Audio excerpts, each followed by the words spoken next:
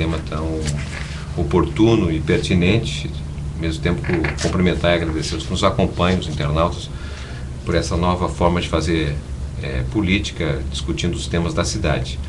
O tema do pedágio é um tema relativamente novo no Brasil, um tema que talvez vamos encontrar nas últimas 3 décadas, que tem a ver com a busca de financiamento da infraestrutura através do pagamento diário direto pelos usuários, né? Essa é uma experiência que não é aquela que ajudou a construir grande parte da infraestrutura brasileira, de maneira geral, construída com recursos orçamentários. E tem a ver fundamentalmente com a forma com que nós fomos criando as rodovias no Brasil, em que a exploração da rodovia a ser paga pelo usuário terminou crescendo de dimensão cada vez mais, com que o modelo neoliberal ganhou dimensão no Brasil, especialmente nos anos 90, em direção a isso. Há vários modelos de privatização e de pedagiamento, né? E o mais recente que nós estamos convivendo aqui na cidade de Campinas e região, justamente com essa inovação do governo paulista. De certa maneira não é uma inovação, é uma continuidade de um projeto do Cano, de governo da cidade, dos últimos 20 anos, que tem sido justamente aquela de transferir de responsabilidade, que é do Estado, para os usuários, para a iniciativa privada, e nós entendemos que essa iniciativa é uma iniciativa que termina fazendo com que o usuário termine pagando, ao mesmo tempo que isso implica aumento de custos que rebate naquele cidadão, aquele cidadão que não tem automóvel, até que nem circula pela cidade, mas os custos terminam subindo em função dessa forma de financiamento. Entendemos equivocada. Temos outra proposta alternativa a isso, que a gente vai conversar, dialogar aqui à medida que o programa avance. Deputado Jéssica Bittencourt. Boa noite, é um prazer estar aqui conversando com vocês. Já estava com o Márcio Postman hoje de manhã cedinho, 6 da manhã no terminal central, fazendo panfletagem, discutindo com os eleitores, apresentando as propostas do nosso candidato. E é um prazer estar aqui novamente aqui conversando. Em primeiro lugar, é importante dizer que o processo de concessão das rodovias iniciado pelos governos tucanos vem de 97 e 98, num período onde o atual governador era vice-governador naquele período e era o secretário encarregado dos programas diversos aí de privatização e de concessão, e um deles foi das rodovias. Hoje nós temos, é verdade, isso é inegável, as melhores rodovias estão no estado de São Paulo, mas também no estado de São Paulo nós temos os maiores pedágios do país e um dos maiores pedágios do mundo. Então nós estamos com as concessões há quase 15 anos, praticamente 15 anos dessas novas concessões. Muito se foi arrecadado, importante, o Márcio é economista, conhece os números e as informações, inclusive melhor que eu, mas lá atrás, em 97 e 98, quando foram feitas as concessões das rodovias, nós tínhamos uma taxa de juros para lá dos 20%, na volta, na cerca de 20% a taxa Selic.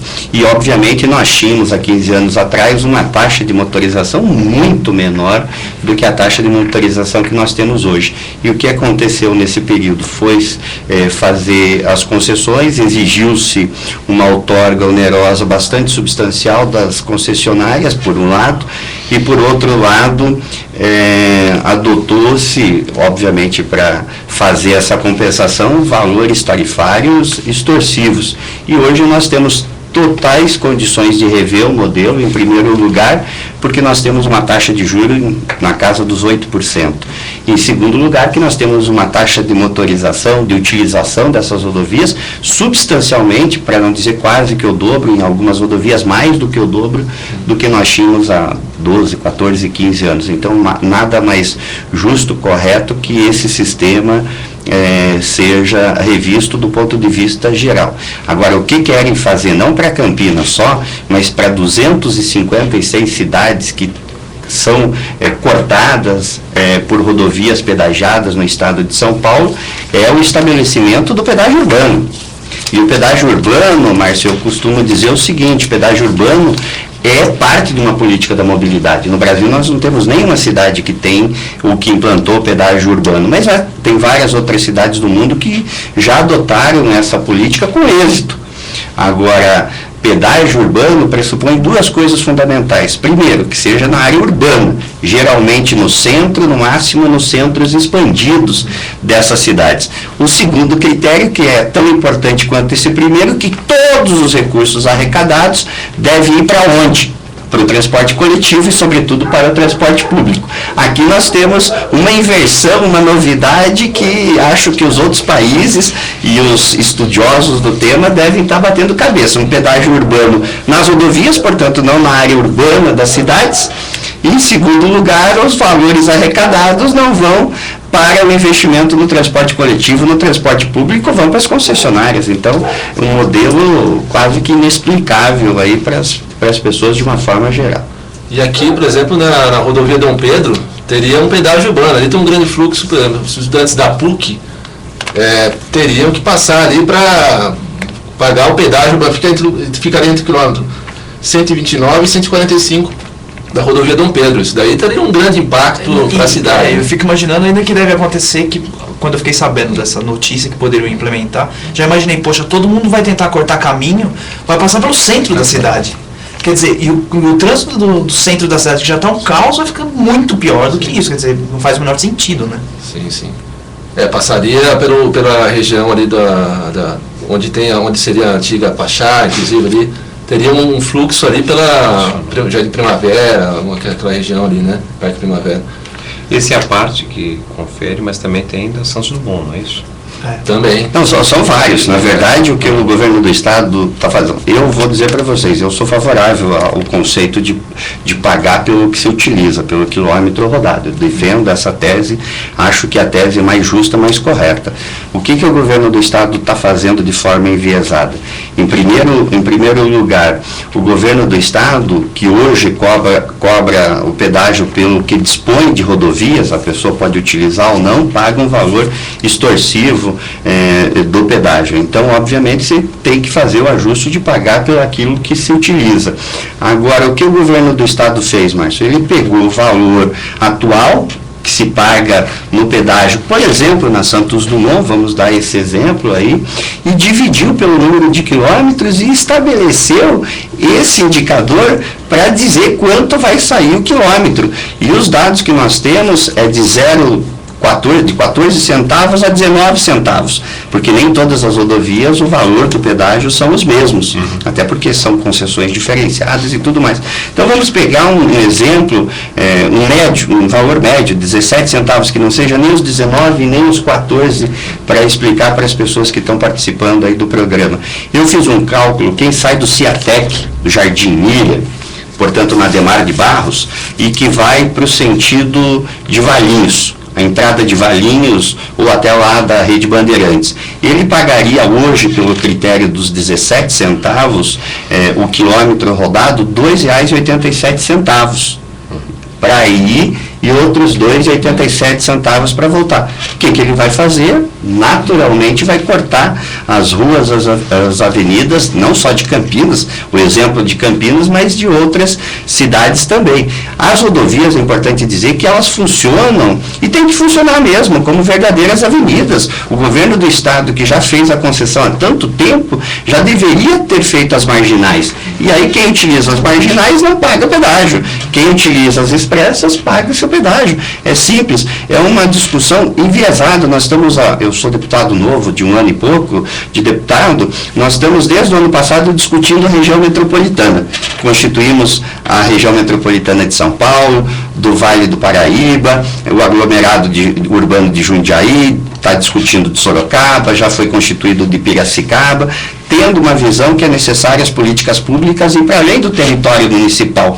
Se é necessário ir para além do território municipal, como que você dificulta a mobilidade das pessoas para sair de uma cidade para outra? É uma discussão completamente atravessada do conceito que se discute hoje de região metropolitana. Região metropolitana tem que facilitar o deslocamento das pessoas, né, Márcio? Sim. Não, bem colocado. Eu havia levantado o pedagiamento da Santos Dumont, porque isso vai implicar, certamente, elevação do custo para as empresas também. Porque temos que entender que o aeroporto é um dos principais espaços que nós temos para exportação e importação de produtos.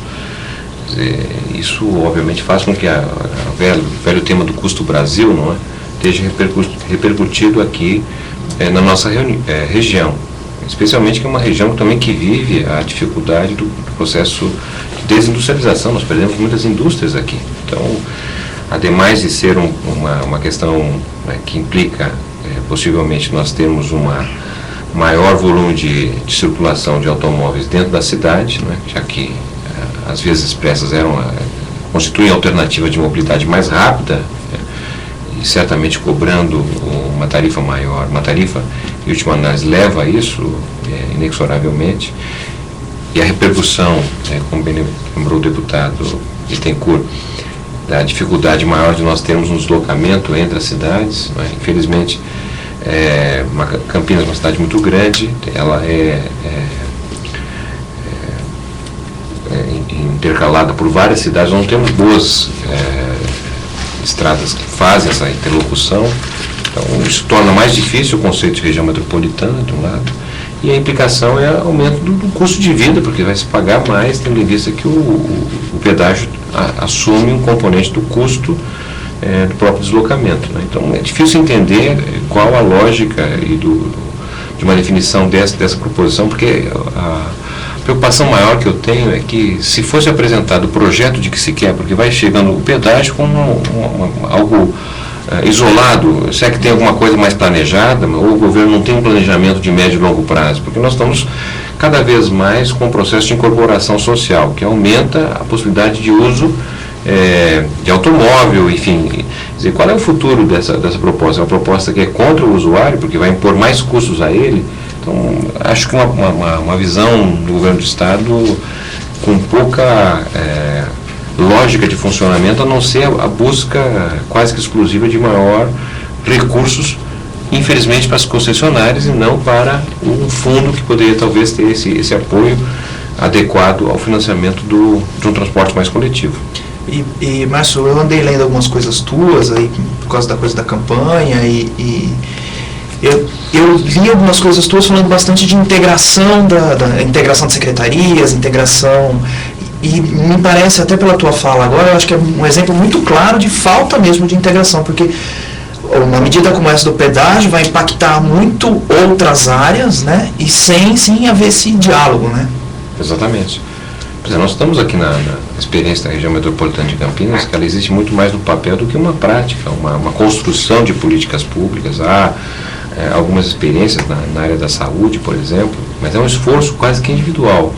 O governo do Estado de São Paulo trouxe mais recentemente esse tema, a Assembleia Legislativa está tratando desse, mas não tem uma concepção, uma visão que, de certa maneira, faça com que a região metropolitana funcione como deveria funcionar. Uma vez que nós temos hoje, no Brasil, 40% da população que reside nessas regiões conurbadas, que precisam de um governo, uma governança própria, porque são problemas muito comuns, desde o lixo, à mobilidade, ao tema da saúde, ao tema da educação e assim por diante. E o que nós estamos vendo é essa proposta empobrecedora que o governo de São Paulo está trazendo para cá, trazendo um custo adicional, que é a proposta do pedágio. Eu acho que é falta de planejamento. Eu achei que eles só eram ruins de gestão. Sim. Mas são ruins de gestão e são ruins de planejamento. E vou explicar por quê.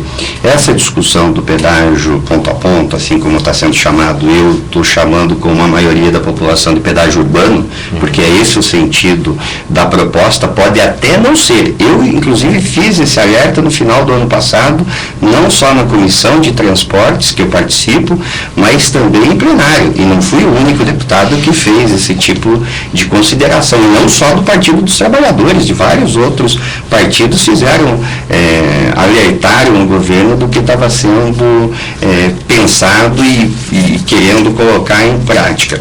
É uma discussão que vem desde o ano passado. Hoje, o governo, porque é o seguinte, hoje tem uma estimativa que 10% dos veículos de uma forma geral, caminhão, ônibus, veículos, motos e tudo mais, pagam um pedágio. 90% não pagam. Por quê? Porque fazem o deslocamento entre duas praças de pedágio. Então, essa é uma estimativa. Ninguém tem um dado mais apurado em relação a isso. São dados, inclusive, levantados da Dutra, pelo governo federal e que o governo do estado utiliza como uma referência. Mas não deve ser muito diferente disso, tanto que utiliza como uma referência importante. Então, o que deve acontecer com esse processo? Em primeiro lugar, você vai incluir para novos pagantes cerca de 90% dos veículos que não pagavam. Então você vai adicionar um universo de pagantes substancial nestas rodovias, mesmo que com valor menor, mas de forma substancial. Vamos pegar aqui na região metropolitana 3 cidades que têm um impacto muito negativo em relação aos valores do pedágio. A região metropolitana não é como um todo, mas 3 em particular: Indaiatuba, Itatiba e Jaguariúna, que tem valores extorsivos, e o governo do estado diz: não, vamos começar um teste. Por onde?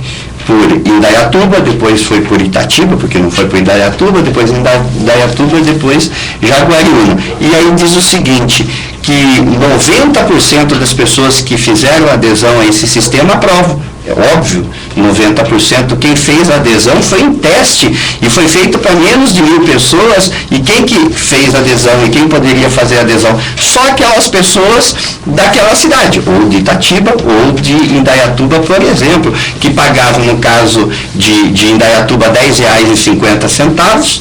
Então, o que passou? Passou a pagar R$2, R$3. Então, teve uma redução substancial, mas um universo muito pequeno de pessoas, enquanto a maioria, quando implantado, vai pagar um valor. Por último, é importante dizer que está sendo, pelo impacto negativo e pelo período eleitoral que nós estamos vivendo, o governo do estado começou a dizer: não, pode ter 2 sistemas convivendo simultâneo. Mentira, não pode.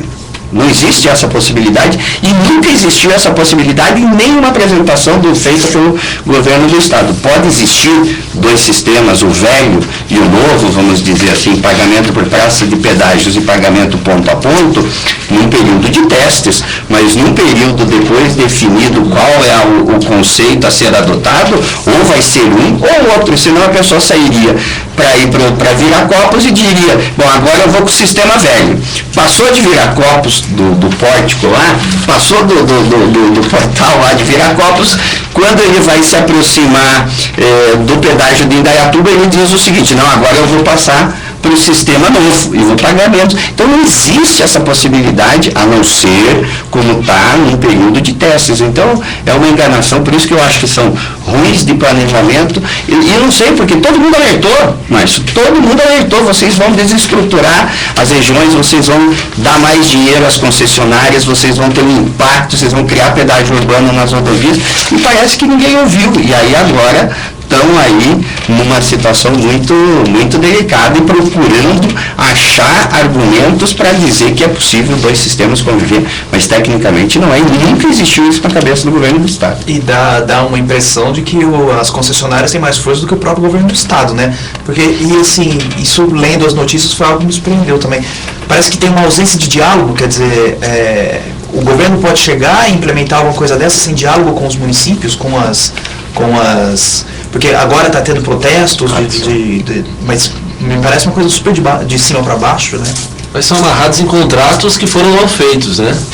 Uns contratos lá atrás que amarraram e o governo do estado praticamente não tem ação nenhuma. Não. Então, numa comparação com custo de pedágio em outros estados, aqui em São Paulo é uma referência dos mais altos custos, né? E não há explicação sobre isso, não há transparência em relação ao que é cobrado, para onde vai o recurso. Esse final de semana aqui em Campinas, teve num grande hotel aqui um encontro em que esteve o governador do estado, Alckmin, e alguns secretários, entre eles o secretário de Planejamento e de Transporte, e causou surpresa justamente essa ausência de uma visão, né, do que significa, na verdade, uma região metropolitana, uma vez que o tema tratado lá era sobre a região metropolitana de Campinas. E o que se percebe justamente é uma visão de lugar comum, né? Não tem uma estratégia de longo prazo. Nós estamos falando aqui da região metropolitana de Campinas, que é a 135ª região mais rica do mundo, ou seja, só tem 134 regiões no mundo conurbadas comparável com a riqueza que tem a região metropolitana de Campinas. Nós estamos vivendo num mundo globalizado em que as grandes corporações transnacionais são cada vez mais importantes. 500 delas respondem, as 500 maiores respondem por quase 47% do PIB global. E elas ficam olhando o mundo, não é, para ver onde é que investem, para onde é que operam as suas filiais, e não há dúvida que a região mais importante de Campinas é uma dessas que ficam a luzinha no planeta, demonstrando que é uma região muito rica, uma região que converge desde a iniciativa empresarial, a força de trabalho, o conhecimento, a tecnologia. E, infelizmente, a visão que o governo do Estado tem apresentado é muito empobrecedora em relação ao tema da construção, de fato, de uma região metropolitana, e vai implementando de uma forma muito autoritária, sem um diálogo com os prefeitos, com a região, com a população.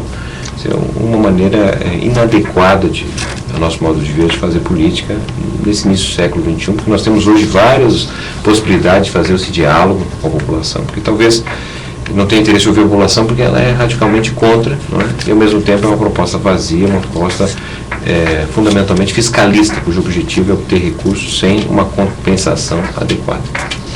Chegou a primeira pergunta aqui dos internautas, né?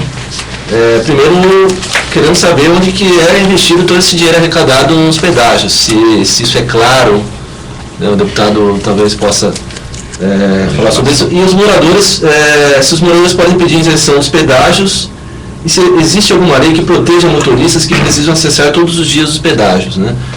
Então, em primeiro lugar, em relação à aplicação dos recursos, né, que são arrecadados. Primeiro, tem uma taxa interna de retorno, que é o lucro das concessionárias, de quase 20%, que não é praticado em mais nenhuma concessão pública nesse país. Hoje se trabalha com indicadores de 8%, 9%, 10%, 12% já é um indicador alto para os dias de hoje, e eles têm uma taxa de retorno, interna de retorno muito grande. Segunda questão importante dizer que, se formos fazer uma pergunta para quem está assistindo, quem mais ganhou dinheiro nesse país, vocês podem dizer o seguinte: o sistema financeiro. Opa, peraí. Sistema financeiro, com exceção do Estado de São Paulo. No Estado de São Paulo não foi o sistema financeiro, foi as concessionárias das rodovias. Em outras concessões de outros estados, todos os outros estados, a gente pode fazer uma afirmação sem dúvida nenhuma. Para o Estado de São Paulo, não, e os dados fazem essa indicação. A bancada do Partido dos Trabalhadores apresentou uma CPI, precisa 32 assinaturas, ficamos quase 8 meses para conseguir a 32ª assinatura, conseguimos para abrir uma CPI, está lá protocolado, agora tem a fila das CPIs, uma hora nós vamos abrir essa CPI, porque não pode mais retirar as assinaturas, para que a gente possa esclarecer devidamente onde são e como são aplicados, quanto é de fato arrecadado em relação às rodovias. Eles têm uma obrigação de cuidar e manter algumas vicinais estabelecidas no contrato. Faz 15 anos, vamos arredondar um pouquinho aí, 15 anos que tem esses contratos de concessão. Há menos de 3 meses o governador fez uma declaração, inclusive eu cobrei na Comissão de Transportes essa declaração, dizendo que agora ele ia exigir das concessionárias fazer um investimento na manutenção das vicinais. Mas como agora? O contrato é de 15 anos, 14 anos, menos, alguns 12. Como é que só agora? Então quer dizer que 12 anos, 13, 15 anos se passaram e não foi feito o cumprimento de parte do contrato propriamente dito. Vamos dar outro exemplo. A Ademar de Barros, que é a que faz a ligação daqui para Jaguariúna, Mogi, é uma concessão que a Procuradoria-Geral do Estado entrou com recurso para cancelar a concessão, sob a alegação do Procurador-Geral do Estado. Portanto, não é ninguém do PT ou da oposição. O Procurador-Geral do Estado dizendo que o processo licitatório foi viciado e que, portanto, deveria encerrar a concessão e estabelecer uma nova concessão. Por quê?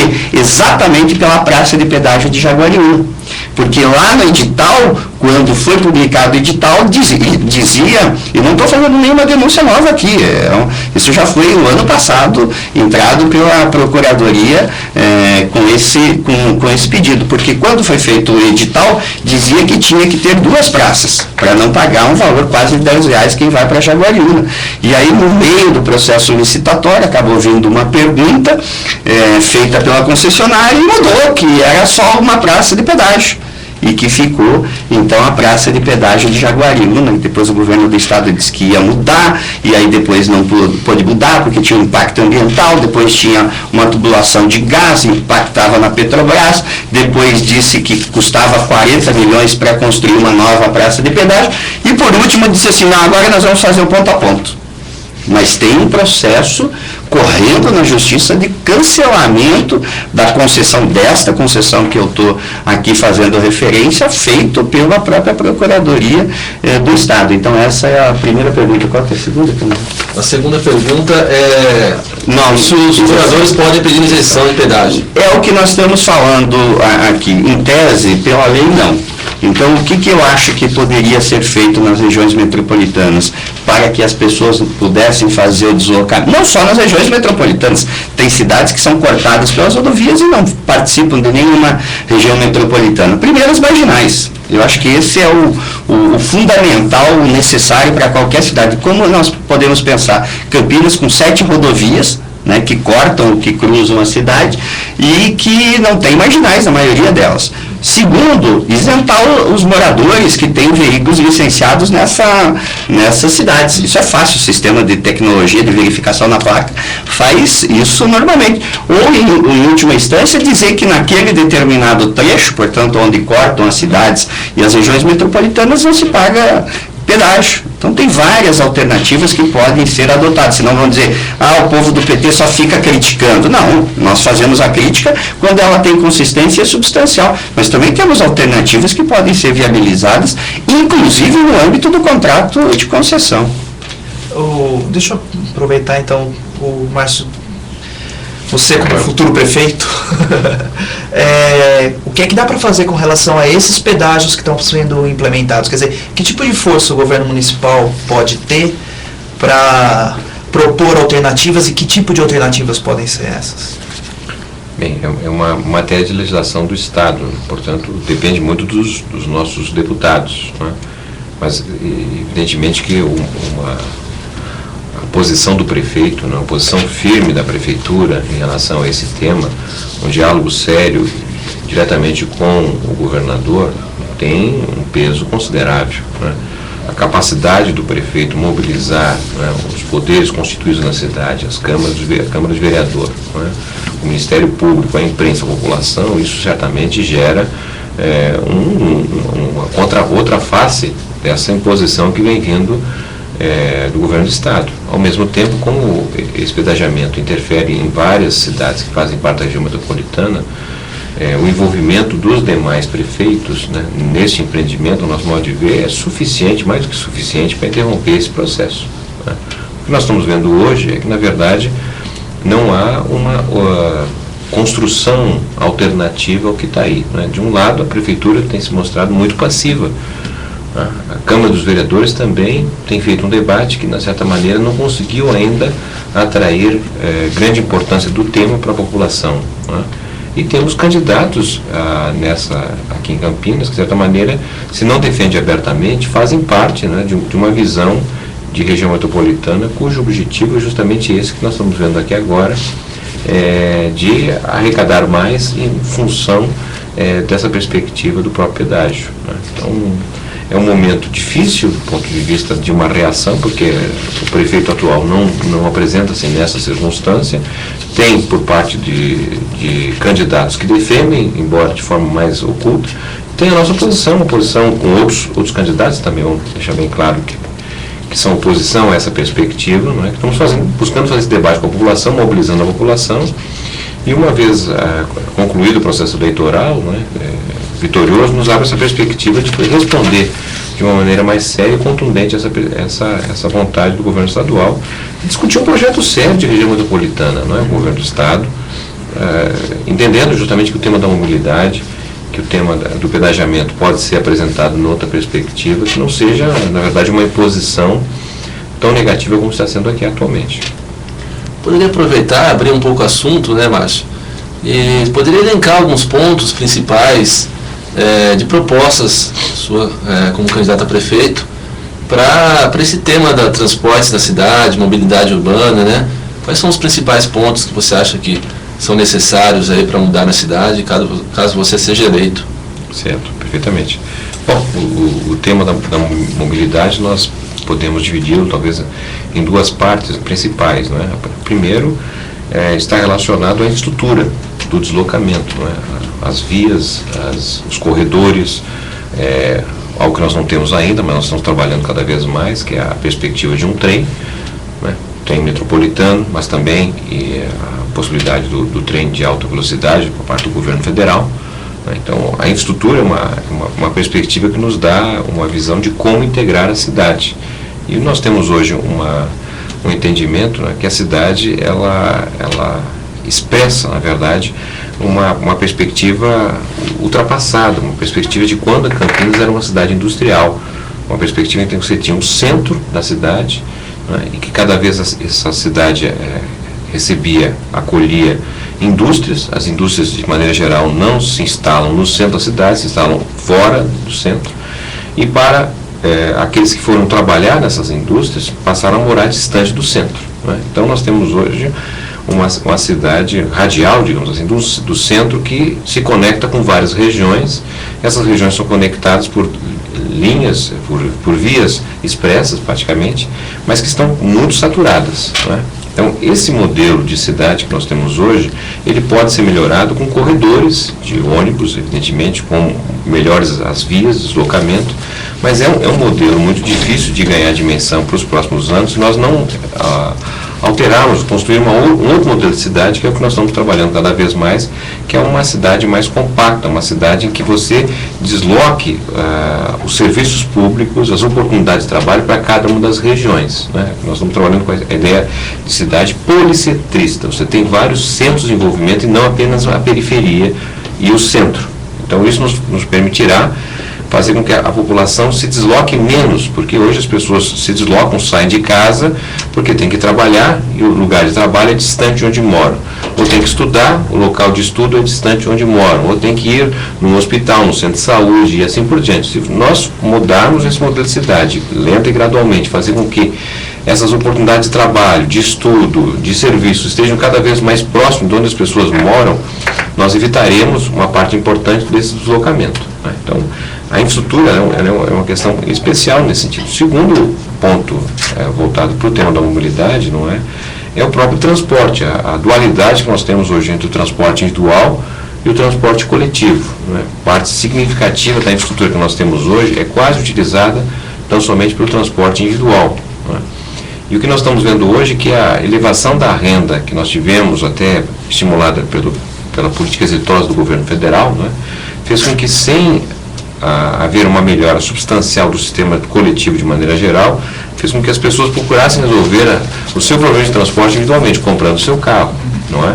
Então, a questão que se coloca é como é que nós vamos criar mais alternativas que se coloquem a possibilidade individualista do uso do transporte, não é? Se você tiver um ônibus de boa qualidade, uma tarifa adequada nesse sentido, não é?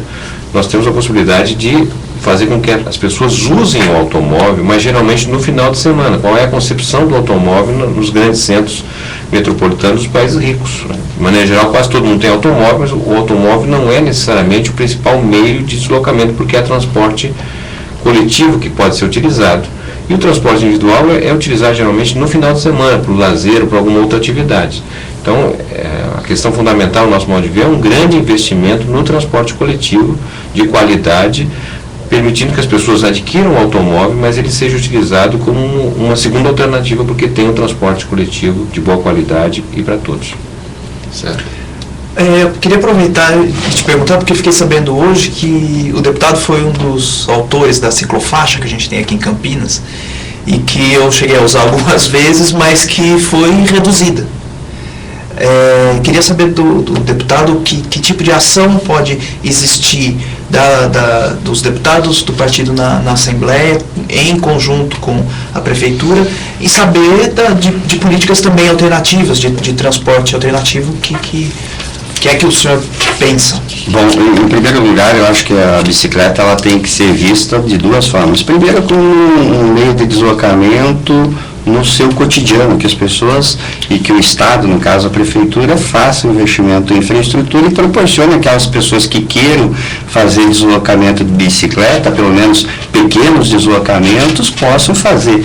E essa infraestrutura, ciclovias, ciclofaixas, bicicletário junto aos terminais, às estações, a disponibilidade de bicicletas e assim por diante. Segundo, como um instrumento de lazer, que é bastante utilizado. No caso duas ciclovias que nós fizemos, uma aqui na região central, que na verdade tinha o objetivo de sair do centro, saía da Glicério, passava no Bosque do Jequitibás e vinha até Arauto da Paz, Taquaral e fazia a volta. Portanto, fazer uma dinamização, o centro de Campinas, especialmente nos domingos, ele é completamente vazio, a maior parte dos restaurantes e dos espaços gastronômicos não estão no centro, apesar de terem bons e tradicionais restaurantes, mas estão fora do centro.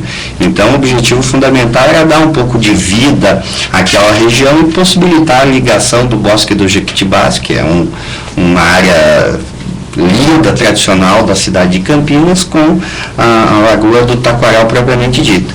Depois começou a fazer o encurtamento, corta Glicério, daí não deixa só embaixo do Laurão até o Taquaral, depois era até 1h, daí voltou, quer dizer, foi reduzida até às 12. Nós também fizemos uma ciclovia uma ciclofaixa no mesmo conceito no Ouro Verde, também depois foi fazendo restrição.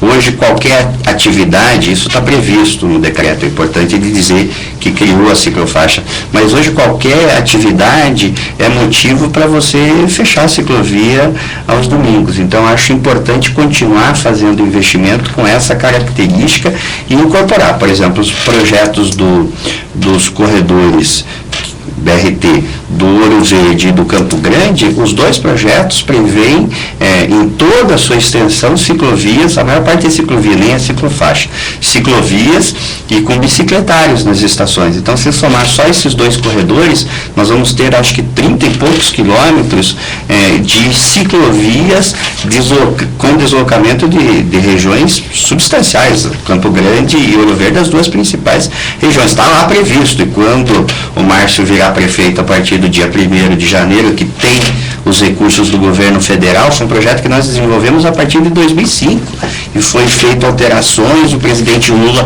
pediu para fazer alterações, nós estávamos no projeto, ele pediu para fazer ajustes desse projeto, foi feito ajustes desse projeto. Quando o Márcio assumir, ele vai, acho, com toda certeza implantar os dois corredores, que já foi dito aqui como uma alternativa, e manter o projeto com ciclovias e ciclofaixas. Eu, como deputado, eu apresentei uma emenda que deve ser liberada, acho que perto de R$180 mil, para ciclovias. Na verdade, eu apresentei 4 emendas sobre ciclovias. Aqui, uma para Campinas, outra para Rio Claro, outra para Guarulhos e outra para Várzea Paulista, num conceito mais ou menos parecido, ora com ciclofaixa de lazer, ciclovia e ciclofaixa de lazer, ora com ciclovia permanente de deslocamento das pessoas. Eu acho que cada vez mais as pessoas tendem a usar mais as bicicletas para fazer os deslocamentos, e o poder público tem que investir dentro dessa lógica que o Márcio aqui apresentou e que não tenho dúvida nenhuma que vai implementar, porque faz bem à cidade e faz bem às pessoas, né? Inclusive chegou mais uma pergunta do internauta, ao candidato mais próximo, que as pessoas que moram em Indaiatuba e trabalham em Campinas com veículos placa de Indaiatuba não pagam pedágio em placa de Indaiatuba. É possível negociar a isenção para os campineiros que trabalham em Indaiatuba? Ou seja, qual o poder que o prefeito tem junto ao governador de negociar essa isenção aos campineiros que trabalham em Indaiatuba, né? Isso é uma questão interessante. De certa maneira, já foi ter respondido antecipadamente pelas palavras do deputado Bittencourt, chamando a atenção para o fato que a concepção do pedágio não era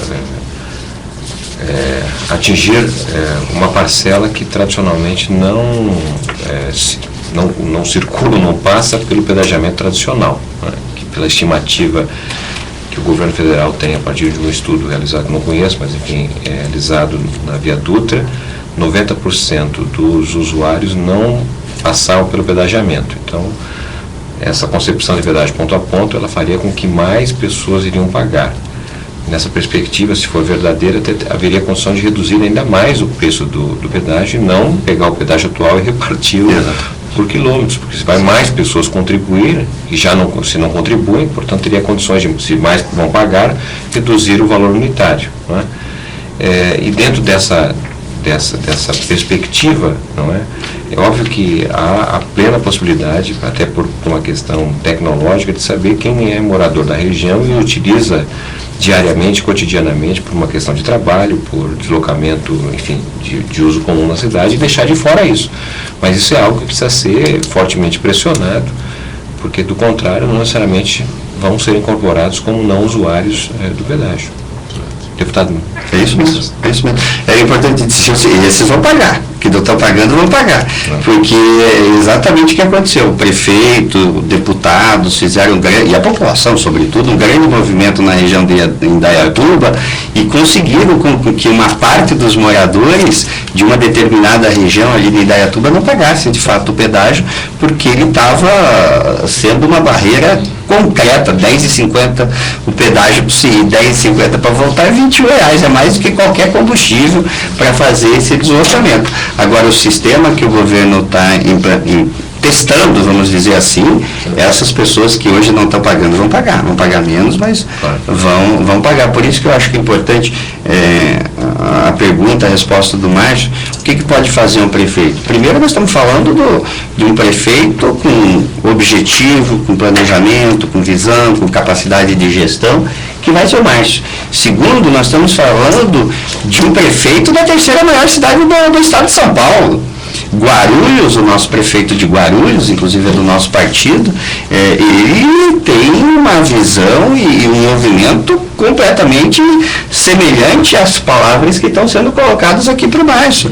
Tomara que o prefeito da capital, o Fernando Haddad, também declarou a sua posição contrária a esse sistema, fazendo a caracterização do pedágio urbano. Estou dando aqui, assim, só por cima, as 3 principais cidades, ou maiores cidades. São Paulo, a capital, Guarulhos e Campinas, as 3 com mais de 1 milhão de habitantes. Então, fazer essa parceria com o peso que tem cada um desses prefeitos, eu não tenho dúvida nenhuma que é não só bater a porta do governador, mas fazer esse movimento na cidade, como o Márcio falou, a Câmara de Vereadores, a população, chamar, discutir e trazer para o debate essas questões. E o peso do prefeito é significativo. Olha o exemplo, de Indaiatuba, na pergunta do internauta. Tem mais uma pergunta, candidato a prefeito do PT, pelo PT, a Prefeitura de Campinas. Qual a política o candidato pensa para a integração na região metropolitana de Campinas e do transporte público, né? E ele cita ainda que diminui o impacto ambiental. Pergunta do Robson. Então, uma integração na RMC possibilitando essa diminuição do impacto ambiental. O senhor pode falar sobre isso? Vamos começar falando pelo fato mais grave, que é o reconhecimento por dados da CETESB, que aqui em Campinas nós já estamos com a mesma quantidade de ozônio, não é? Comparável a São Paulo, ainda que tenhamos menos quantidade de automóvel. Não é? Portanto, nós estamos com um problema sério derivados do agressão ao meio ambiente, que resulta justamente dessa crescente peso do uso de combustível, especialmente do automóvel, mas não exclusivamente. Uma vez que aqui em Campinas a nossa frota com uma parte importante já de biodiesel, né, que de certa maneira ajuda a minorar o problema da agressão do meio ambiente pelo uso de combustível. Né. Agora, nós precisamos ser mais ousados do ponto de vista da integração do transporte na região metropolitana. Não é? Estudo recente demonstrou, uma pesquisa de ida e vinda, que nós temos próximo de 300 mil pessoas que circulam, que moram numa cidade, mas trabalham em outra cidade. Não é? E o custo do transporte é um elemento que compara-se ao peso que tem hoje o gasto com aluguel. Nós estamos falando de alguma coisa ao redor de entre 20% a 30%, dependendo do nível de renda do usuário. Não é? Então, uma ação ousada nesse sentido é justamente construir um sistema de transporte integrado na região metropolitana que nós não temos. Não é? A ideia, a proposta também do bilhete único integrado é outra elemento que precisa ser melhor discutido e tratado com os prefeitos da região. Ao mesmo tempo, o tema também levantado aqui do trem metropolitano, não é? Sem falar, evidentemente, na questão da infraestrutura, porque nós podemos ter outras vias perimetrais que nos facilitem a integração e aproximem mais as cidades, deixando com que elas necessariamente precisam percorrer os caminhos tradicionais que muitas vezes fazem com que hoje nós tenhamos, no final da tarde, no início da manhã, já rodovias como Bandeirantes, como a Anhanguera, não é? Com um engarrafamento considerável, né? Uma estimativa até feita pela nossa assessoria técnica revelou que algo de 1 bilhão e 800 milhões de reais nós estamos perdendo pelo engarrafamento que começa a ter Campinas, não é, ao final da tarde, especialmente pela quantidade de caminhões e de carros que fazem o percurso, geralmente aqui de Campinas, a partir da Dom Pedro, da Bandeirantes, em direção a São Paulo, ou mais em direção ao interior.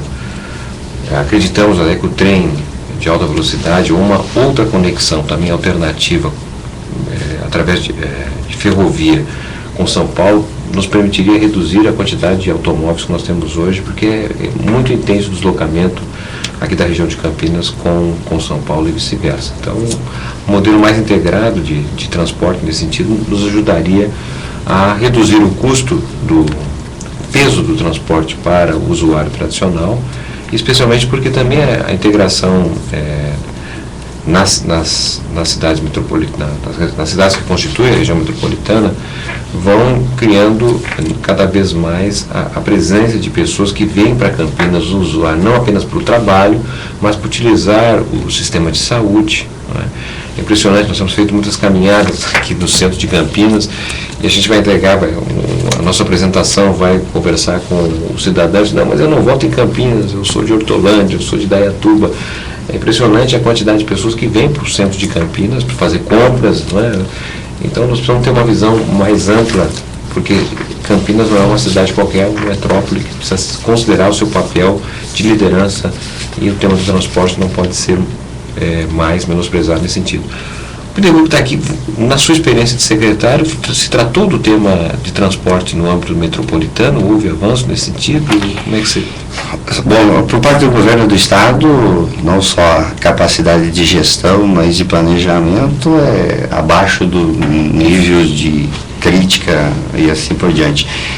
O que tem sido dito pelo governo do estado é que ele vai fazer um processo licitatório das linhas metropolitanas e que só assim, ou só posterior a esse processo licitatório, faria a integração com as cidades. É importante dizer que algo em torno de 75%, 73% para ser mais exato, dos deslocamentos da região metropolitana envolvem 3 cidades, Campinas, Sumaré e Hortolândia. Os outros 25, 27 envolvem as demais cidades. Então, é substancial esse deslocamento dessas 3 cidades, Hortolândia, Sumaré e Campinas. Não é à toa também que são as 3 maiores cidades, e depois indo para a Americana também tem um peso importante. Agora, é a mesma desculpa, lá em São Paulo, quando a gente implantou o bilhete único, o Márcio era secretário, eu era secretário também de transportes naquele período, maio de 2004, nós deixamos pronto o processo de integração com o metrô e com a CPTM. O governo do estado, por se tratar de um ano eleitoral, não quis em 2004, fizeram todos os estudos, compramos catraca, enfim, foi feito todo o trabalho para fazer a integração com o metrô e a CPTM. E naquele período, o governador, o atual, que era governador naquele período, não quis fazer a integração com o metrô e nem com a CPTM, só fez em 2005, 2006. E a mesma desculpa que se utiliza aqui, se utilizava lá. Não, nós precisamos, porque lá também tem, por parte do governo do estado, a CPTM, o metrô e a MTU. Aqui nós também temos a MTU, que tem um peso significativo no deslocamento das pessoas sobre pneus, mesmo numa cidade, em uma região metropolitana como São Paulo, onde o trilho, metrô e trem tem um papel preponderante. A licitação, Márcio, lá da MTU, foi feita em 2006. Então, portanto, a desculpa da licitação para a região metropolitana de São Paulo não pode mais ser dada, porque foi feita a licitação, os contratos são novos, de acordo aí com a legislação atual de concessão, de licitação, mas não tem um movimento por parte do governo do estado para fazer a integração. O nosso candidato lá apresentou uma ideia de tarifa temporal mensal, e aí o governo do estado e alguns deputados, inclusive, dizendo que era um atraso porque não envolveu a CPTM e o metrô, porque eram de partidos diferenciados. Lá, a CPTM, MTU e o metrô não é de partidos diferenciados, é do mesmo governo. Mais do que do mesmo governo, é da mesma secretaria. Então, qual é a desculpa? Por que não integrou o transporte da MTU com o trem e com a CPTM no primeiro momento, que está só sob a sua governabilidade? Então, eu trabalho bastante nesse tema, inclusive na Assembleia. Eu acho que tem que fazer grandes movimentos no sentido da pressão. É a pergunta, de novo, feita, o papel que cabe a um prefeito de uma cidade da dimensão e da importância de Campinas, né? O exemplo que nós estamos dando aqui, o futuro prefeito está aqui, que pode cumprir para pressionar o governo do estado a fazer esse processo de integração. Eu estou confiante aí que o Márcio vai cumprir esse papel e nós vamos ter o bilhete único metropolitano de forma integrada, com tarifa única, enfim, que possa melhorar e baratear o custo do transporte. Não tenho nenhuma dúvida disso e estou apostando nessa tese. As pessoas que estão participando aqui deveriam apostar também, porque é o único que vai fazer isso. Dos candidatos que têm a coragem, o planejamento, a capacidade de gestão, as articulações necessárias, inclusive com o governo federal, que pode sentar junto com o governo do estado, mesmo com o governador que tem um papel, um peso preponderante na política do estado, mas o prefeito vai sentar e eu confio muito aí no trabalho e na gestão do Márcio aí nos próximos 4 anos para Campinas. Só lembrando aqui que na última eleição, o governador Geraldo Alckmin deu uma entrevista prometendo reaver os preços, os valores do pedágio, né? E isso até agora ninguém viu, pelo contrário, né? Ninguém reviu. Esse ano ele alterou o indicador, só que ele escolheu um indicador que esse ano foi maior do que o anterior. Sim. Então ele assumiu faz 2 anos, 1 ano e meio. Nesse 1 ano e meio já teve 2 reajustes tarifários, 2 reajustes de pedágio.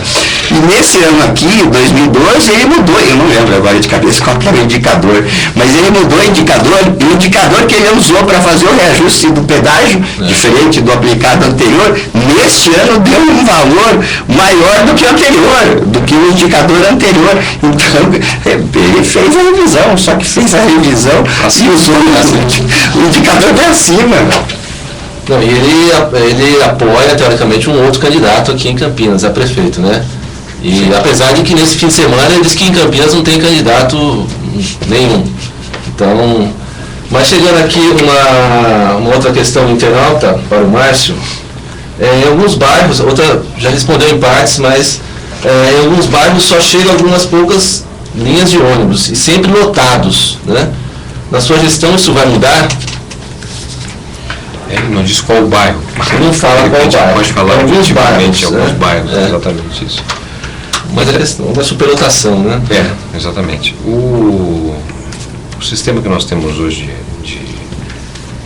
de ônibus, de deslocamento coletivo, né, ele está associado a um tempo de pagamento da passagem, e as empresas são remuneradas de acordo com o passageiro transportado. É isso. Portanto, quanto mais elas transportarem, maior será o seu retorno. Né?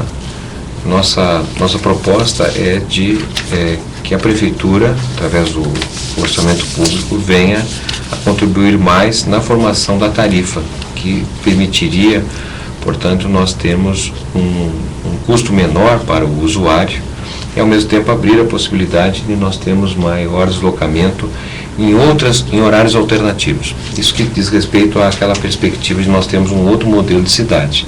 Se todo mundo vai começar a trabalhar a partir das 7, 8 horas, hoje de manhã nós tivemos um terminal rodoviário, 15 para 6, né, na rodoviário passam algo em torno de 70 mil pessoas, né? E as pessoas vão para trabalhar muito cedo, porque a lógica de funcionamento da cidade é como se fosse uma cidade industrial, todo mundo tem que começar no mesmo horário. Então isso gera uma pressão de demanda enorme, que fundamentalmente aí vai, sei lá, uma coisa ao redor da partir das 5h30 até umas 8h30, 9 horas, e depois vão ter um novo fluxo ao final da tarde, né? Precisamos pensar num modelo de cidade que seja compatível com outros tipos de horário, que poderia distribuir melhor a população e dessa forma fazer com que os ônibus pudessem ser utilizados de uma maneira mais racional, né?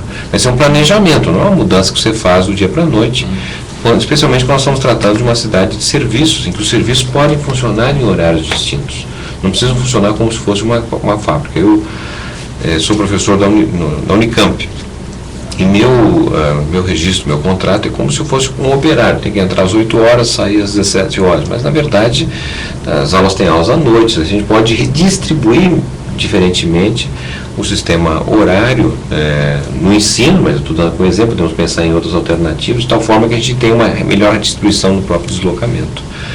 Para enfrentar, portanto, o problema da grande lotação que nós temos, também precisa reconsiderar o fato que o modelo de cidade é um modelo que quase as pessoas se deslocam do seu bairro para o centro e depois do centro para outro bairro.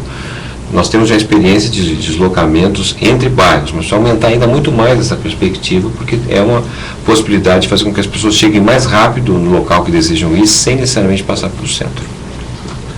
Alguma consideração, deputado? Não, acho que Bom, tem outra questão, Rafael, também. Não, só ia dar um testemunho. Sim, por favor. Eu levo, se as pessoas que pegam o ônibus para ir para a Unicamp, porque às vezes a gente recebe convidados e tudo mais, e gente para conversar com a gente, e a pessoa chega na rodoviária, e para chegar da rodoviária até a Unicamp, ela leva 1h15. E outro dia eu estava pensando, se eu for a pé, eu acho que dá um tempo menos. Mais ou menos uns 15 quilômetros. Não, da rodoviária acho que são uns 8. Até a Unicamp? Até a Unicamp, porque da minha casa, que é ali no Bosque, são 11 até a Unicamp. Sei. O que eu fico imaginando, eu lembrei disso. Eu passo errado, porque eu passo com um monte das 7 quilômetros. Mas é que eu fiquei pensando nessa coisa do deslocamento pro bairro, porque o que me veio à mente é o quanto o ônibus faz um percurso que é absolutamente insano. Quer dizer, ele vai passando, ao invés dele ir diretamente ao ponto pelo caminho menor, ele passa por regiões, entra dentro, tudo para coletar mais gente para chegar lá. Quer dizer, vira muito difícil o transporte. Uma coisa que a gente tem aprendido, de maneira geral, é o seguinte: a administração de uma cidade, você começa a falar, nós vamos sobre o transporte. O transporte é de uma complexidade enorme, certo? Porque você está tratando daquilo que é vivo na cidade. As pessoas precisam se deslocar do seu lugar de moradia para trabalho, para estudar, para lazer e assim por diante, né? Mas também tem as empresas não vão circular de um lugar se não tem passageiros suficientemente. Tem que ver a questão do preço, tem que ver, por exemplo, é uma coisa meio estranha que nós não tenhamos um subsídio forte do ponto de vista do combustível, né? Então, o transporte é uma coisa muito complexa, não é simples resolver. Assim como a gente vai tratar da saúde, a complexidade é tão grande quanto da educação. O que nós não temos é uma visão mais ampla da cidade. Quer dizer, nós temos cada vez mais especialistas em transporte, especialistas em educação, mas não temos uma visão que integre os especialistas, porque tudo precisa funcionar, não é? Quer dizer, de maneira geral, vamos dar um exemplo muito simplório, mas as cirurgias geralmente são muito de manhã bem cedo, então o cidadão tem que sair cedo de casa para, se porventura for passar por um processo cirúrgico ou uma consulta médica. A gente tem que pensar num modelo de cidade que seja construído a partir dessa complexidade que representa hoje a vida urbana. Nós somos uma cidade de mais de 1 milhão de habitantes, quer dizer, não é nada simples mudar, mas precisa ter vontade, precisa ter planejamento, uma visão de médio e longo prazo, porque é nesse sentido que a gente vai fazer uma Campinas melhor. É tão complexo que a gente pode dar alguns exemplos, né? Aqui, primeiro, o comerciante, ele quer o ponto na frente, o comerciante que vende água, bebidas, doces, arroz, o pequeno comerciante quer o ponto na frente da casa dele. O outro comerciante não quer. O morador, nem pensar. na sua casa, porque é barulho, possibilidade de assaltos e assim sucessivamente, chegando poluição e detona o viário e assim por diante. Então, vamos começar por aí. Segundo, o que sai da viagem inicial quer chegar o mais rápido possível, mas só aquele que está no meio do caminho, ele quer o ônibus mais próximo dele. Então, hoje se trabalha tecnicamente com um deslocamento ideal para as pessoas fazer até um ponto de ônibus, algo em torno de 500 metros, 600 metros. Mais do que isso, já é muita coisa para as pessoas se deslocar. Obviamente, para se deslocar 500, 600, 700 metros, também tem que ter calçada, né, Márcio? Calçada para as pessoas não se acidentarem. Esses dias eu ouvi um dado que a maior parte das pessoas que sofrem fraturas são fraturas de deslocamento, por conta da qualidade. Não, aqui em Campinas eu não lembro exatamente onde que eu vi uma palestra sendo comentada. Essa cidade precisa ter calçada. Calçada, não tenha dúvida nenhuma. Então, quando ele está falando do transporte, tem essa complicação. Um dos problemas que acho que o Márcio coloca aqui, nos dois sentidos. Primeiro, de valorizar, incentivar, dinamizar centros, vamos chamar aí para centros de bairros, né, com empresas, com serviço público e tal, isso resolve de forma substancial, né? Isso. Outra, buscar construir horários alternativos. Eu dizia esses dias, acho que até dizia para o Márcio, um dos problemas do transporte é que o custo do transporte, o custo da tarifa, ele é calculado em 4, no máximo 5 horas por dia. O que significa isso? Que no horário de pico, as empresas, as cooperativas, né, que tem o sistema alternativo também, colocam toda a frota na rua, que é o horário de 6 às 8 da manhã. E depois coloca toda a frota na rua de 5, 5 e meia até às 7 da noite. E nesse intervalo, algo em torno de 30% da frota volta para a garagem. Isso significa que o empresário e a prefeitura tem que remunerar, tem que fazer o cálculo. O ônibus está lá parado, está pagando seguro, está depreciando, o motorista está lá, o cobrador está lá, a jornada e a forma como organiza a jornada dos trabalhadores, ela não pode ser partilhada, tem que respeitar a legislação trabalhista. Então é tão complexo para se chegar a uma teia ou uma rede que seja a mais espraiada possível, ou seja, que os ônibus cheguem nas regiões mais distantes. Tem regiões que o ônibus choveu não chega. E se não chove, que não consegue deslocar em função do pó, as pessoas de uma forma geral. Então tudo isso eu acho que tem que ser estabelecido. Transporte, eu aprendi só em São Paulo, mas transporte fazer o viário, fazer os corredores, investir na frota, investir na mão de obra, né, motorista, cobrador, investir em tecnologias, em veículos menos poluentes, enfim, um pacote de coisas aí. Mas se você não atuar todos os dias na operação, não tem operação, fiscalizar, o ônibus saiu atrasado, se tiver que multar, multa, o ônibus já tem que identificar por que quebra, por que não quebra, qual a situação do viário. Então, não adianta, me parece que nesse último período, inclusive, isso foi relegado a segundo plano, não só aqui, como São Paulo também. Não se investe, no caso de São Paulo, da capital, e não faz o trabalho que é o básico, é a lição de casa, é cuidar do dia a dia do transporte. Então isso eu acho fundamental. Não adianta a gente pensar grandes sistemas e tudo mais, se a gente não cuidar do dia a dia.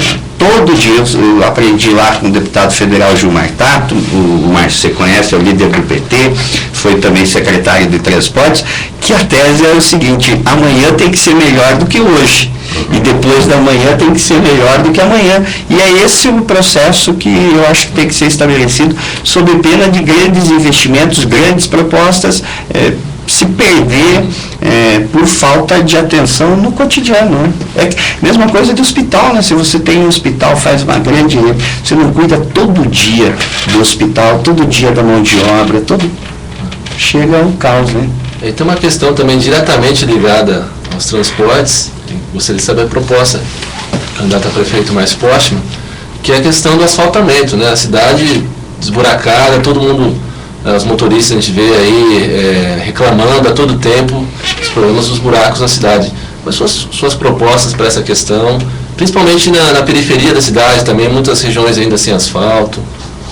Sim, nós temos aqui em Campinas mais de 1.300 bairros, embora oficialmente reconhecido por uma lei de 1948, existam só 300 e poucos bairros oficialmente reconhecidos. O processo de abarreamento ainda não avançou aqui na cidade. Desses 1.300 e poucos bairros que nós temos, 70 deles não possuem ainda asfalto. Então, acho que é um compromisso de imediato que em pleno início do século XXI, uma cidade como Campinas, 11ª cidade mais rica do país, não ter pavimentação é uma demonstração de incompetência. Então, acho que o compromisso nosso com a pavimentação, a universalização, né, a pavimentação para todo mundo. Né? Esse eu acho que é o elemento chave da garantia de uma condição mínima de cidadania, porque é muito ruim aqueles que não moram, que moram em locais que não têm asfalto, quando chove, né, o problema do ir até o local do ônibus, né, a poeira, enfim, então uma série de conveniências que resultam justamente dessa condição que Campinas ainda revela ter. Um aspecto importante também é justamente a questão do calçamento na cidade. Né? Não temos calçadas dignas, as pessoas não têm condições de circular. Há uma preferência crescente aqui em Campinas, não só em Campinas, pelo uso do shopping center. O shopping center são calçadas cobertas com ar condicionado, não é isso? As pessoas podem caminhar, a mulher pode usar um sapato de salto alto na rua, no shopping center, nas calçadas da cidade, não dá. Então, isso é um comprometimento em padronizar e termos, de fato, um calçamento adequado, especialmente quando nós estamos olhando um processo de envelhecimento aqui recorrente da cidade, que torna-se cada vez mais difícil a circulação das pessoas que têm mais idade. Então precisamos tratar muito bem esse tema. Agora, em relação à manutenção do asfalto, esse é outro aspecto que é estranho, porque a gente circula pela cidade e temos visto que há 4 meses atrás um pedaço de uma rua foi asfaltada e agora está tudo esfarelado de novo com buraco. Não sei se a qualidade do asfalto ou o descompromisso pela manutenção, não é que nós vamos tendo o próprio asfalto existindo, mas com uma série de buracos e, na verdade, que revela o fracasso da zeladoria, que é papel fundamental da prefeitura, é zelar pelo patrimônio, né? Isso, estradas, praças, calçadas e assim por diante. Então, nós temos, a nosso modo de ver, 2 compromissos. O primeiro, em relação a garantir asfaltamento, né, pavimentação para todos. O segundo lugar é manter, com sinalização, com boa qualidade, o asfalto, porque isso faz parte da zeladoria básica de uma cidade como Campinas.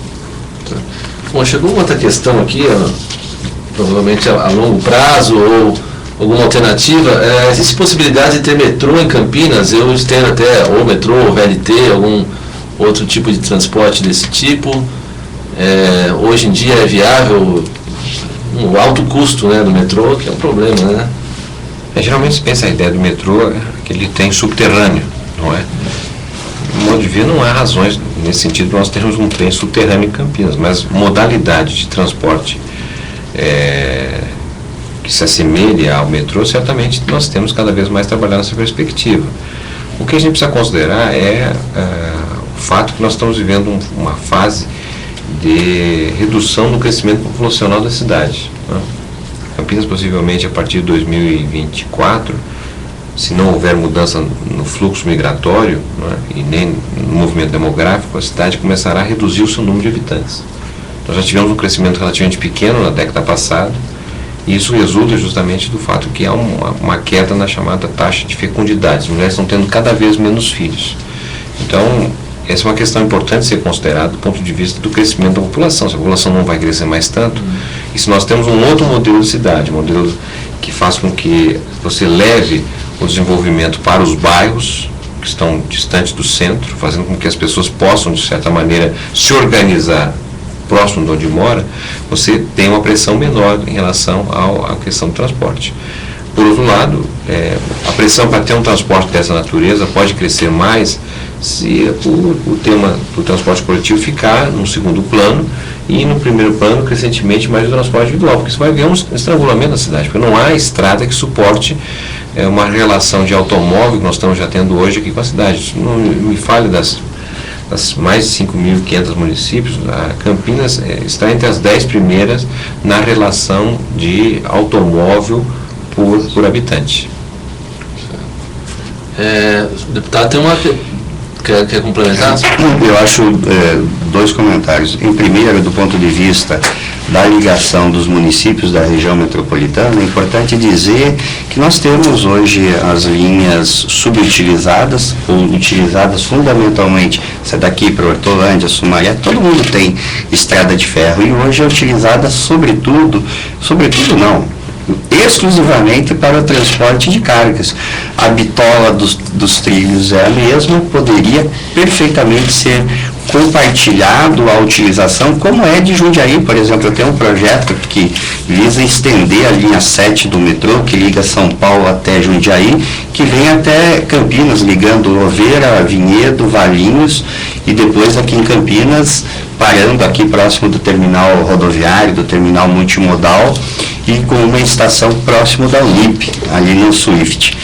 Mas isso poderia ser utilizado para ligar outras cidades da região metropolitana com custo de investimento baixo para o tamanho do benefício que o transporte de trilhos poderia beneficiar. Não é um metrô, mas pode ser um trem com ar-condicionado, fabricado aqui, inclusive, em Hortolândia, com ar-condicionado, uma nova suspensão, enfim, com características de segurança muito melhores.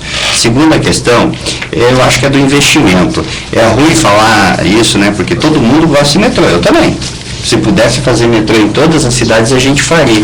Mas o que acontece? Hoje o metrô custa algo em torno de 300 milhões o quilômetro, com material rodante. Pode ser um pouco menos, um pouco mais, mas em média 300 milhões o quilômetro de metrô. E ele tem capacidade para transportar passageiro, hora, pico, sentido, de 60 até, com conforto, até 70, 75 mil passageiros, hora, pico, sentido.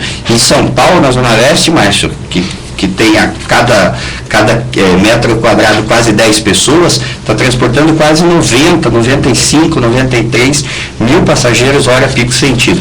Campinas, você tem dois corredores que são os maiores, o Campo Grande, que pega toda a John Boy do Lope, e o Ouro Verde, que pega Moreiras, Rui Rodrigues, e que vai lá para o sentido do terminal Ouro Verde, hospital, e depois para Viracopos.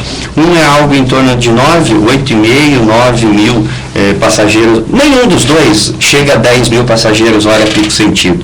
E um bom corredor de ônibus, como o que foi projetado como o BRT, pode dar condições de transportar até 20, 22 mil passageiros, hora, pico, sentido, com conforto substancial, desde que a pessoa pague, como está previsto no projeto, o embarque, né, pague a tarifa fora do ônibus, portanto, ele entra e desce rapidamente, você diminui o custo do transporte, você diminui algo em torno de 30%, 40% talvez o deslocamento desses dois bairros com esses corredores.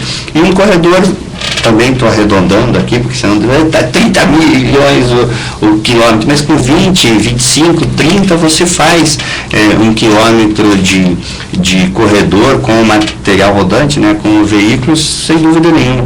Então hoje, apesar de ser o melhor meio de transporte, indiscutivelmente, acho que ele é inadequado por tudo isso que eu estou falando e que o Márcio explicou, inclusive, do ponto de vista do crescimento populacional. Então, você vai gastar 300 milhões para fazer 1 quilômetro de metrô, não liga nada a lugar nenhum. Então, eu acho que a gente tem que pensar do ponto de vista da escassez do recurso e da boa utilização, né? Não fazer obras. Campinas tem um histórico aqui do VLT assombroso, que fez algo 8,5 km, não foi um, que é o VLT, e que ligava nada a lugar nenhum, nem de graça as pessoas andavam, tanto que fechou. Uma irresponsabilidade.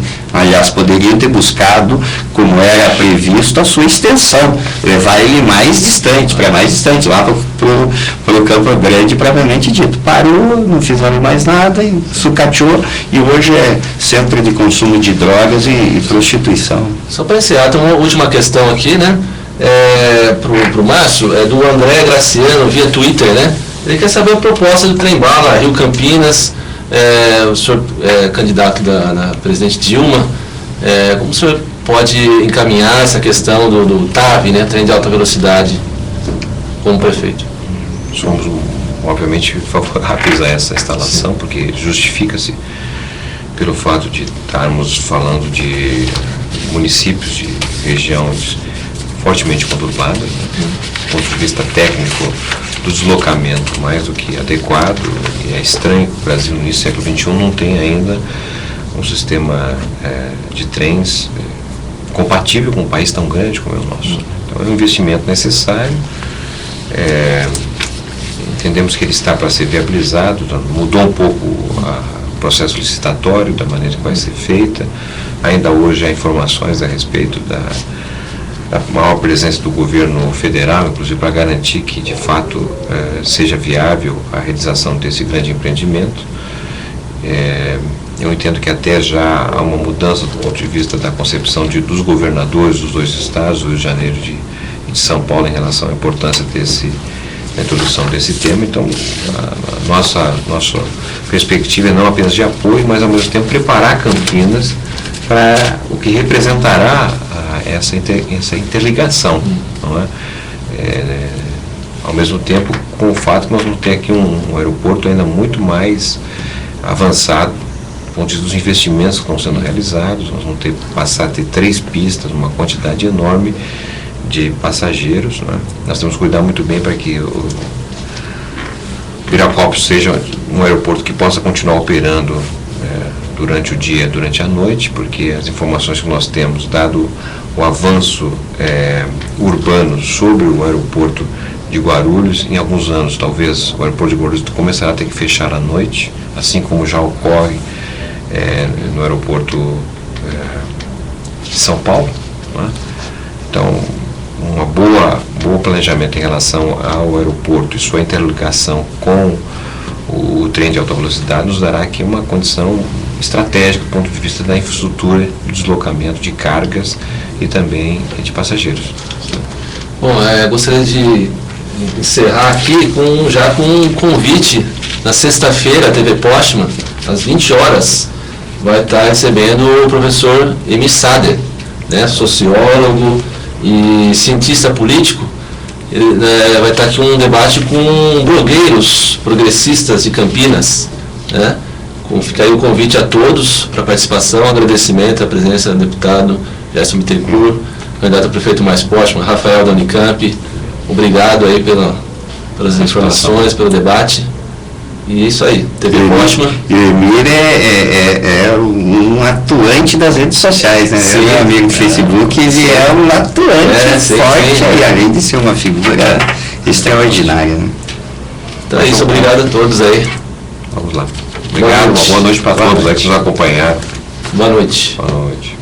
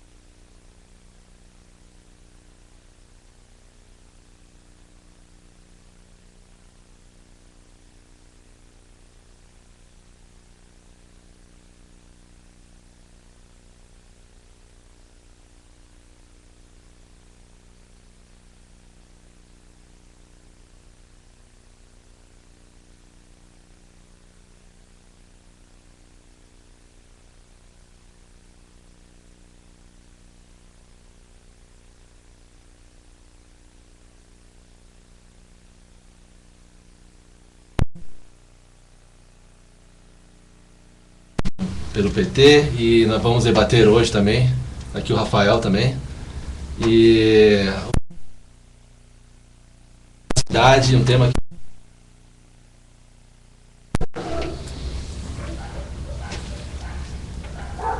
É isso, Maurício. tudo.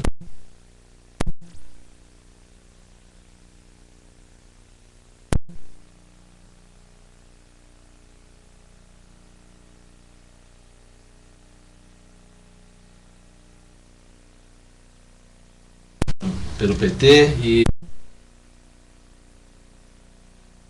Olá, boa noite. Tudo bem, boa Tudo noite. bom? Daqui a pouco o candidato a prefeito Márcio Postman está chegando.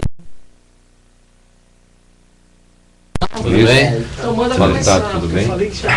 Olá. Pô, nós vamos ter que voltar tudo porque o cara não tinha aberto o som, só tá Ah. vendo mais. Então, Tudo de novo, mas pelo Tudo menos bem. né, vocês fazem uma formalidade. Agora eu vou falar bem, então, do agora Márcio. sim. Maravilha. Deixa eu Bem, só- qualquer coisa. Só enche muitos sacos e com razão, né? Eles querem Vai perguntar. participar, é. Você me avisa a hora que liberar o áudio lá? Qual é o problema Liberou o lá? áudio? Tá, então peraí.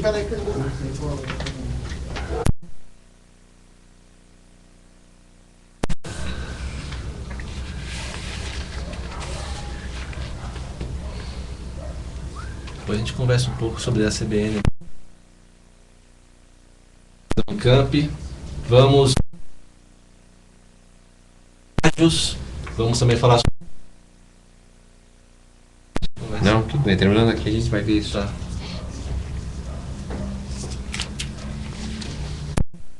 Boa noite, estamos aqui com mais uma TV.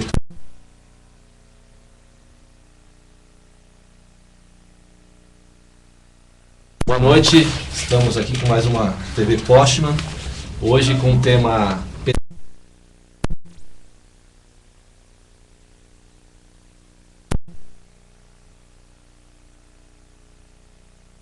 Boa noite, estamos aqui com mais uma TV Postman, hoje com o tema pedágios, vamos também falar sobre mobilidade urbana.